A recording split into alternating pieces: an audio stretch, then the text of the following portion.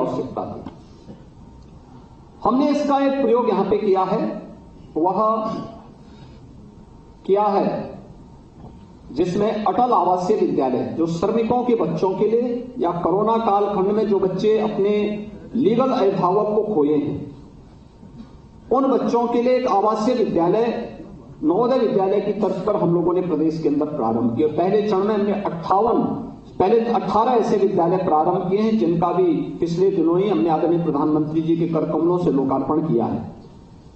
लगभग 12 से 15 एकड़ के क्षेत्रफल में हमने वहां पे विद्यालय के भवन बनाए हैं, बालक और बालिकाओं के लिए हॉस्टल भी वहां उपलब्ध करवाए हैं, उनके लिए खेल का मैदान भी दिया है, उनके लिए अत्याधुनिक लैब्स बनाई हैं, उनके लिए डिजिटल लाइब्रेरी भी वहां तैयार की है। और चयन की प्रक्रिया के साथ हमने जोड़ते हुए जब इस कार्यक्रम को देखा, उसके पहले 3 महीनों के परिणाम को हम लोगों ने जब देखा और आदरणीय प्रधानमंत्री जी ने भी जब उनके साथ इंटरेक्शन किया, तो वे स्वयं अभिभूत थे कि वास्तव में ये परिणाम आने चाहिए, ये अपेक्षा होनी भी चाहिए और ये बच्चे बहुत कुछ कर सकते हैं। उन्हीं की प्रेरणा से हम लोगों ने प्रदेश के अंदर 57 जनपदों में इसी तर्ज पर इंटीग्रेटेड स्कूल के निर्माण के कार्यक्रम को हम लोगों ने प्रारंभ करने की कार्रवाई की है, जिसके लिए 1000 करोड़ रुपए की धनराशि हम लोग पहले से ही तैयार कर चुके हैं, जो राशि इसी सत्र में हम लोग उन सभी जनपदों के लिए तैयार करने जा रहे हैं। आज एक पीएम श्री स्कूल की जो योजना है, इस योजना के साथ हमारे सभी माननीय जनप्रतिनिधि भी जुड़े हुए हैं, क्योंकि उत्तर प्रदेश के सभी 403 विधानसभाओं को कवर करते हैं।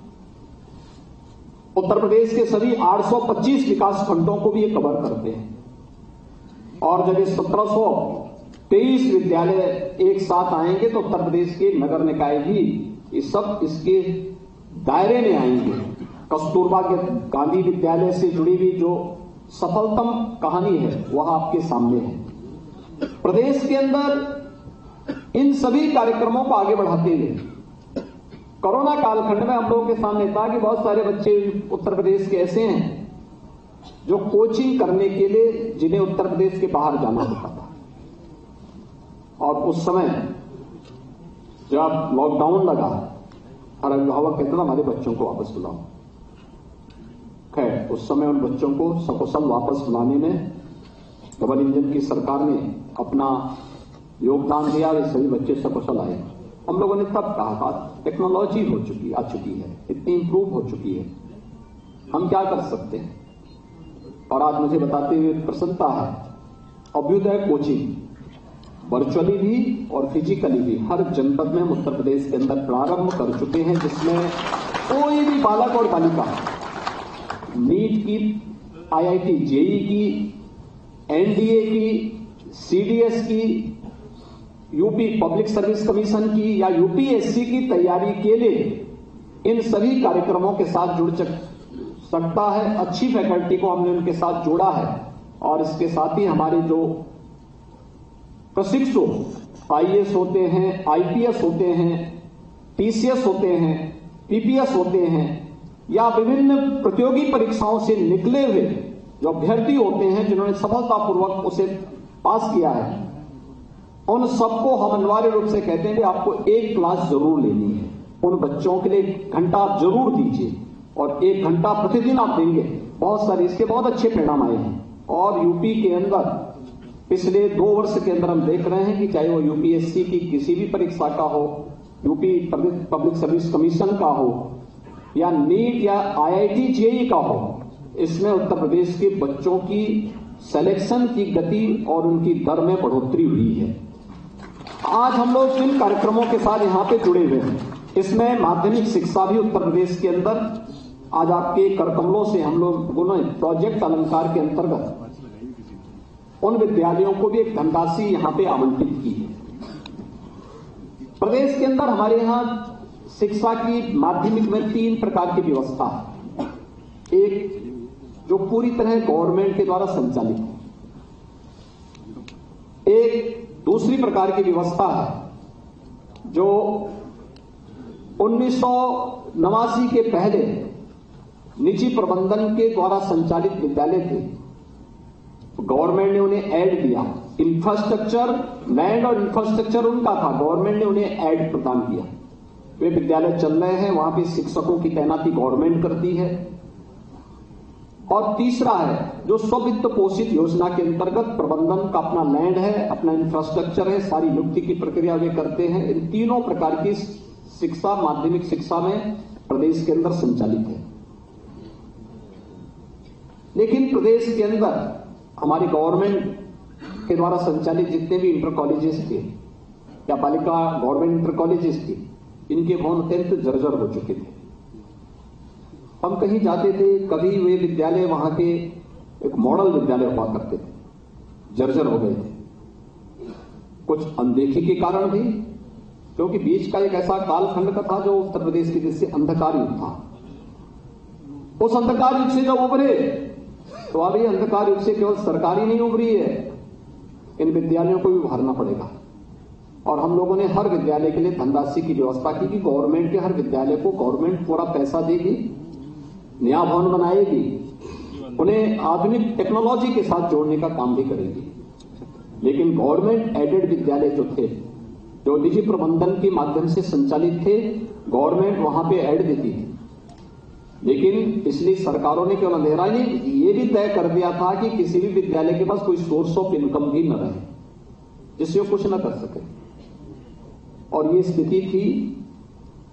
दो प्रकार के कार्यक्रम माध्यमिक शिक्षा में किए। सबसे पहले था कि प्रदेश में एक बहुत अच्छा यानी स्थिति, पिछली सरकार ने एक चीज में महारत हासिल की थी।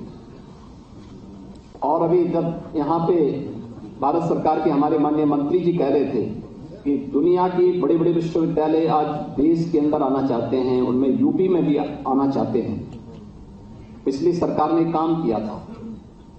नकल ने इतनी महारत हासिल की थी कि मैं देखता था कि जम्मू कश्मीर, हिमाचल और अन्य जगहों के बच्चे यहां अपना नामांकन कराते थे परीक्षा के लिए।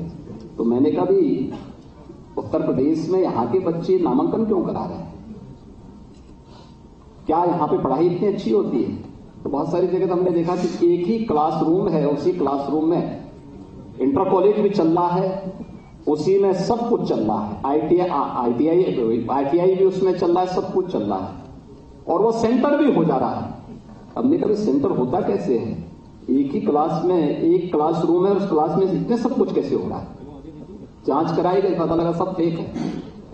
तो हमने कहा ये जो बाहर के बच्चे आते हैं उनका नामांकन होता है, उनका रजिस्ट्रेशन होता है, परीक्षा कैसे देते हैं? कहा सब सौदेबाजी पहले से इनकी सब तय हो जाती है। सख्ती से उसको रोका गया, नकल माफिया पे लगाम कसी गई। सेंटर वही विद्यालय होगा जिसके पास अपना भवन होगा, मान्यता उसी को मिलेगी जिसके पास लैंड भी होगी, अपना भवन भी होगा और शिक्षक भी होंगे। केंद्र वही बनेगा जिसके पास अपना भवन भी हो, अपना लैंड भी हो, अपना भवन भी हो, अपनी बाउंड्री वाल भी हो, और साथ साथ सीसीटीवी कैमरा भी उसके साथ जुड़ेगा।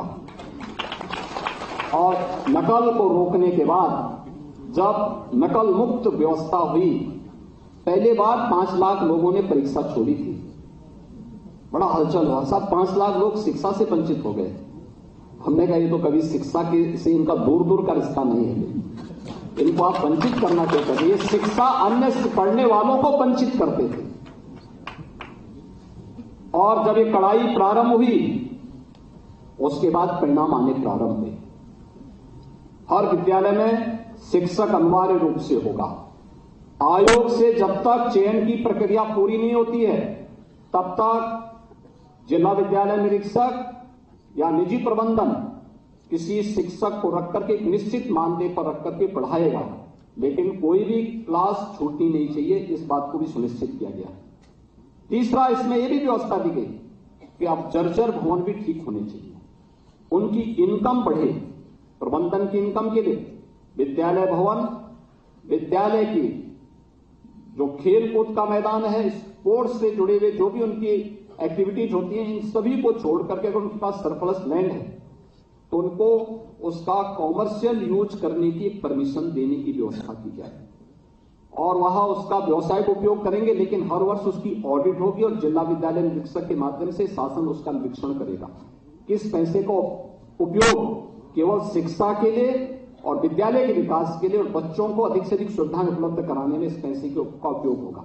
और फिर हम लोगों ने ये योजना प्रारंभ की जो आज प्रोजेक्ट अलंकार के रूप में विद्यालयों के लिए धनराशि की पहली किस्त जारी हो रही है, जिसमें उन जर्जर विद्यालयों में इसमें कैटेगरी तय की गई जो 75 वर्ष पुराने हैं, 50 वर्ष पुराने हैं।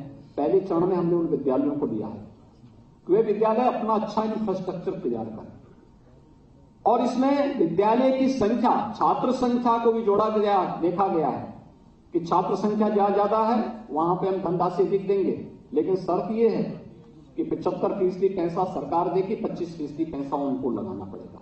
ज्वाइंट अकाउंट होगा और उसका ऑडिट होगा, निरीक्षण की प्रक्रिया के साथ हम उसको जोड़ेंगे।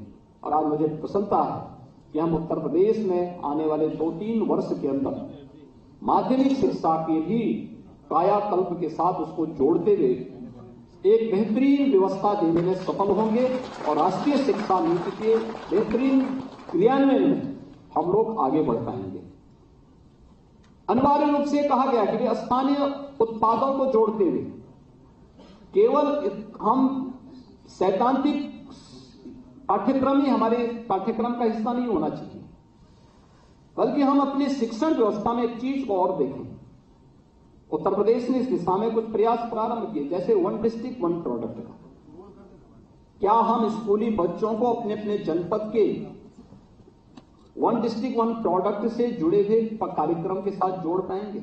ये उनके स्किल डेवलपमेंट का साथ साथ एक कार्यक्रम होगा। या पीएम विश्वकर्मा या उत्तर प्रदेश में पहले से चल रही विश्वकर्मा श्रम सम्मान की योजना, इनके साथ या फिर स्थानीय स्तर पर किस प्रकार के कार्यक्रम चल रहे हैं। जैसे कृषि विभाग से ही मैंने कहा कि भाई आप भी अपने कुछ ऐसे कार्यक्रम दीजिए जो स्थानीय स्तर पर उन बच्चों को ट्रेन करने के लिए आवश्यक होगा। कहीं माटी कला बोर्ड का है, कहीं पे गन्ने से जुड़े हुए छोटे छोटे 3-3 महीने के 6-6 महीने के सर्टिफिकेट के कोर्सेज हैं। इनको भी हम लोगों ने यहां पे शिक्षा के साथ जोड़ने का कि अपने परंपरागत पाठ्यक्रम के साथ साथ उन बच्चों के लिए अतिरिक्त कार्यक्रम हम इसके साथ जोड़ने का कार्यक्रम कर रहे हैं और इसे हमने माध्यमिक में भी और उच्च शिक्षा में भी बराबर लागू करने का ये तैयारी हमारी चल रही है, जिसको हमने प्रभावी ढंग से इसको भी क्रियान्वित करने का कार्यक्रम कर रहे हैं। मेरा विश्वास है कि आदरणीय प्रधानमंत्री जी की जो मंशा है, राष्ट्रीय शिक्षा नीति के माध्यम से भारत एक बार फिर से दुनिया को नेतृत्व प्रदान करे और इस दिशा में उत्तर प्रदेश देश का हृदय स्थल है, सबसे बड़ी आबादी का राज्य है। क्योंकि उत्तर प्रदेश में अगर हम माध्यमिक और यानी स्कूली शिक्षा को देखेंगे, लगभग 5 करोड़ बच्चे हमारे पास स्कूली शिक्षा में यहां पर विभिन्न कॉलेजेस में, स्कूलों में अलग अलग प्रकार के पाठ्यक्रमों के साथ जुड़ करके अध्ययन कर रहे हैं। 5 करोड़ की आबादी, दुनिया के बहुत सारे देशों की 5 करोड़ की आबादी है, जितना हमारे यहाँ स्कूल में बच्चे पढ़ रहे हैं। इतनी बड़ी आबादी के राज्य में इनके सफलतापूर्वक क्रियान्वयन के साथ साथ यह कार्यक्रम आगे बढ़ेगा और पीएम श्री स्कूल की योजना स्कूली शिक्षा के आमूलचूल परिवर्तन करने में सचमुच मील का पत्थर साबित होगा, इसमें कोई संदेह नहीं होना चाहिए। क्योंकि यह आज की आवश्यकता है और समय के 2 कदम पहले चल करके यह भारत सरकार ने इस कार्यक्रम को क्रियान्वित करने का कार्यक्रम किया है और मुझे पूरा विश्वास है कि पीएम श्री स्कूल की योजना इंटीग्रेटेड के साथ साथ उनके आधुनिकीकरण के साथ जोड़ने का एक कार्यक्रम अत्यंत सराहनीय पहल है, अभिनंदनीय है। और उत्तर प्रदेश के 928 विद्यालय आज एक साथ इस योजना के साथ जुड़ रहे हैं। इसके लिए आदरणीय प्रधानमंत्री जी का और माननीय केंद्रीय शिक्षा, कौशल विकास और उद्यमिता मंत्रालय के मंत्री श्री धर्मेंद्र प्रधान जी का हृदय से आभार व्यक्त करते हुए मैं आप सबके प्रति अपनी शुभकामनाएं देता हूं कि केंद्र और राज्य सरकार की मंशा के अनुरूप आप सब परिणाम देंगे। आप सबके प्रति मेरी शुभकामनाएं। धन्यवाद। जय हिंद। तो पीएम श्री स्कूल को बड़ी सौगात मुख्यमंत्री योगी आदित्यनाथ की तरफ से और 404 करोड़ की धनराशि से आधुनिकीकरण